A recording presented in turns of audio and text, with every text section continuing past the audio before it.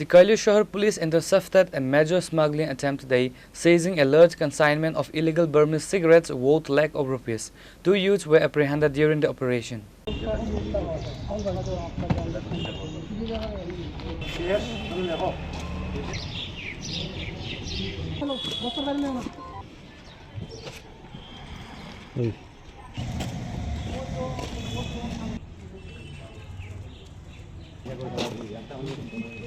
Acting on a confidential tip-off, a police team led by UC Tapas Malakar of Kailashahar police station launched a raid in the Siphon market area near DK Road.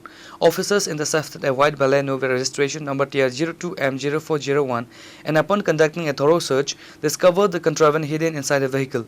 The police detained 2 individuals at the scene, Rakesh Bhomik and Tarif Sarkar. সকালবেলা একটা খবর আসে যে একটা গাড়ি করে কুমারদ্বীপ side থেকে এটা বোলেরো গাড়ি আসছে ওটার মধ্যে সাসপেক্টেড যে এখানে বার্মিজ সিগারেট বন্য কিছু থাকতে পারে সেই জন্য যে আমাদের অফিসারদের সঙ্গে কথা বলে এবং আমরা সোর্সকে অ্যাক্টিভ করি সেই মোতাবেক আমরা ওইখানে যে সাইপন ব্রিজের সঙ্গে ওই পারে আমরা একটা গাড়ি রাখি এবং আমরা পিছন থেকে আরেকটা গাড়ি ধাওয়া করি তো ওইখানে গিয়ে আমরা সাইপন ব্রিজে ওই সাসপেক্টেড যে গাড়িটা একটা বোলেরো গাড়ি এটাকে আটক করি আটক করার মধ্যে ছিল এখানে ড্রাইভার ছিল এবং সঙ্গে আরেকজন ছিল তো এখানে চেক করে দেখলাম ওইখানে যে বার্মিজ সিগারেট আছে ওইটার মধ্যে সঙ্গে সঙ্গে আমরা ওইটাকে আইনি প্রসেস করে থানায় নিয়ে এসেছি মোটামুটি আনুমানিক কি মূল্য বা কিছু জানা গেছে এখনো বাজার মূল্যটা করা হয়নি তারপর প্রচুর পরিমাণে আছে এখানে কতজনকে আটক করেছে 2 জনকে Both suspects are residents of the Machmara Federal area.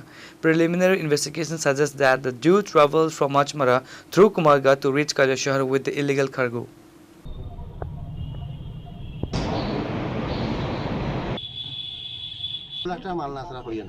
Reported by Uttam Deb from Kailashahar, Chini, Khorang.